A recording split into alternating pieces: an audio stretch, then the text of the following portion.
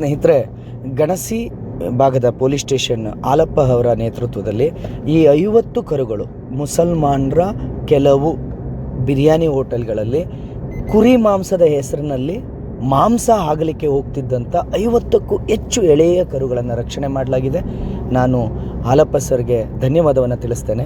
ಹಾಗೆ ಮೊನ್ನೆ ನಾನೊಂದು ವಿಡಿಯೋ ನೋಡ್ತಾ ಇದ್ದೆ. ಒಂದು ಹಿಂದೂ ಹೆಣ್ಣು ಮಗಳು ಕಾಲೇಜಿಗೆ ಹೋಗ್ತಾ ಆಕೆ ಒಂದು ಬ್ಲಾಗ್ ಮಾಡ್ತಾ ಹೇಳ್ತಾಳೆ, ನಮಗೆ ಮುಸ್ಲಿಂ ಫ್ರೆಂಡ್ಸ್ ಇದ್ದರೆ ಎಷ್ಟು ಒಳ್ಳೆಯದು ಗೊತ್ತಾ, ಯಾಕೆ ಅಂತ ಅಂದರೆ ಅವರು ಬಿರಿಯಾನಿ ತಂದು ಕೊಡ್ತಾರೆ, ಎಷ್ಟು ರುಚಿಯಾಗಿತ್ತು ಗೊತ್ತಾ, ನನ್ನ ಫ್ರೆಂಡ್ ಈ ಬಿರಿಯಾನಿ ಕಳಿಸಿದ್ದ, ನಾನು ತಿಂದೆ, ಎಷ್ಟು ಚೆನ್ನಾಗಿತ್ತು ಗೊತ್ತಾ ಅಂತ.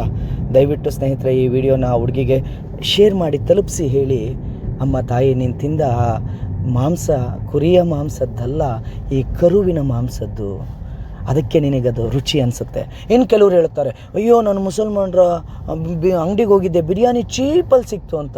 ಯಾಕೆ ಚೀಪಲ್ಲಿ ಸಿಗುತ್ತೆ ಅಂತ ಅಂದರೆ 100-200 ರೂಪಾಯಿಗೆ ನಮ್ಮ ರೈತರು ಎಳೆ ಕರುಗಳನ್ನು ಮುಸಲ್ಮಾನರಿಗೆ ವ್ಯಾಪಾರ ಮಾಡಿಬಿಟ್ಟಿರ್ತಾರೆ.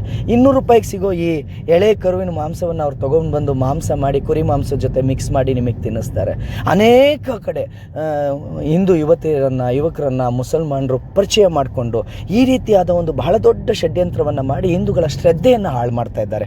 ದಯವಿಟ್ಟು ನಾನು ಹಿಂದೂಗಳಲ್ಲಿ ಕೇಳ್ಕೊಳ್ಳೋದು, ಬದಲಾಗಿ ಎಲ್ಲಿ ತಿಂತಿದ್ದೀವಿ, ಏನು ತಿಂತಿದ್ದೀವಿ ಅನ್ನೋದು ನೆನಪಿರಲಿ. ದಯವಿಟ್ಟು ಜಾಗೃತರಾಗಿ.